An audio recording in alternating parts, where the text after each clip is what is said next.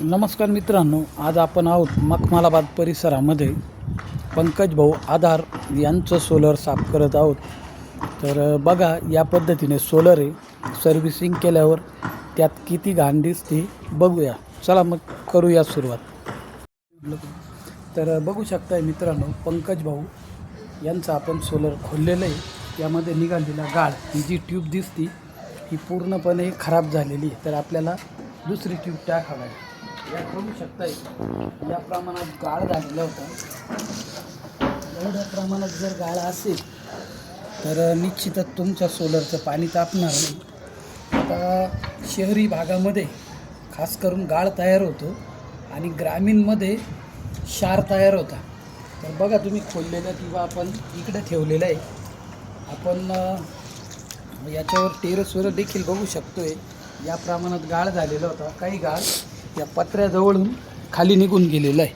तर या भांड्यामध्ये बघू शकताय तुम्ही, या प्रमाणात गाळ साचलेला आहे. एवढा गाळ जर असेल तर निश्चितच तुमचं सोलर पाणी तापवणार नाही.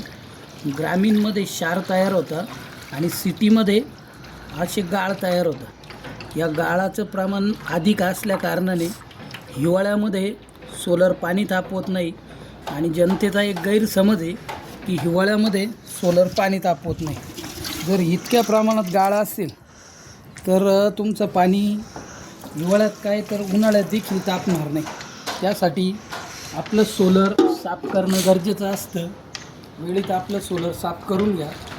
तसेच नवीन सोलर कोणाला घ्यायचे असेल त्यांनी देखील संपर्क साधा. धन्यवाद.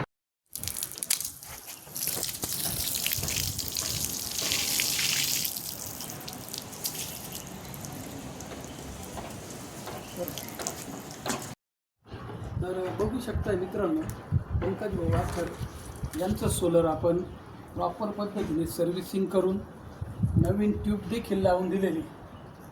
एक नंबरची नवीन ट्यूब आहे.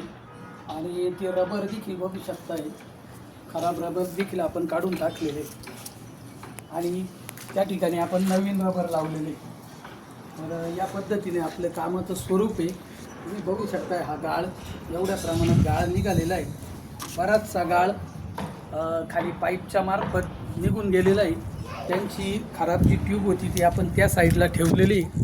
ते घरी नसताना देखील आपण प्रॉपर अशा पद्धतीने काम केलेलं आहे. तर ज्यांना कोणाला थंडीमध्ये या अडचणी येतात, सोलरचं पाणी तापत नाही, त्यांनी नक्की कॉल करा. कारण जनतेचाही गैरसमज झालेला आहे की पावसाळ्यात आणि हिवाळ्यात पाणी तापत नाही. तर इतकी जर घाण असेल तर निश्चितच पाणी तापणार नाही. तसेच नवीन सोलर कोणाला घ्यायचा असेल त्यांनी देखील संपर्क साधा. धन्यवाद.